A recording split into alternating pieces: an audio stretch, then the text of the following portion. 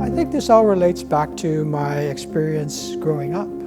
I never felt smart enough. I never felt that higher education was something that I could actually pursue, because being Indigenous First Nations growing up on a reserve, it was quite a challenge. So the reason why I started and thought to go back to school was because I suffered a stroke in March of 2013 in a certain part of the brain that affects cognition, memory, motor skills, things like that. I was so worried about losing that functionality that I applied to University 101, a program here for which low barrier, open access, doesn't cost.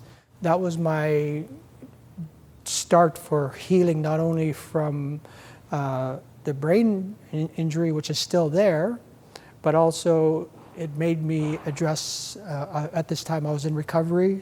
I'd had episodes of severe anxiety in the past. I'd attempted suicide in 2012. This opportunity to go back to the University 101 and complete that, it was a real unexpected award. And I got it just for showing up. I liked being on campus, so I applied for the Humanities Diploma program. I remember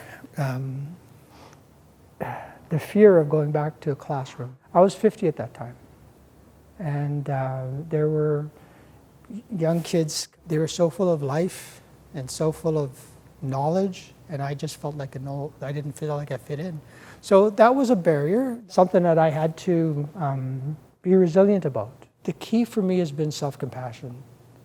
If I could recognize that I can have self-compassion for myself and for for my parents as well, for all where I came from and things like that, that was the key for me then to be more compassionate and empathetic with other people. And finding that ability to be self-reflective, but also start looking at things with a pragmatic lens, with a non-judgmental lens. There is critical analysis opportunities in every day of life, and being able to be reflective on those is how I can then become self-actualized as a human living instead of just being a human being.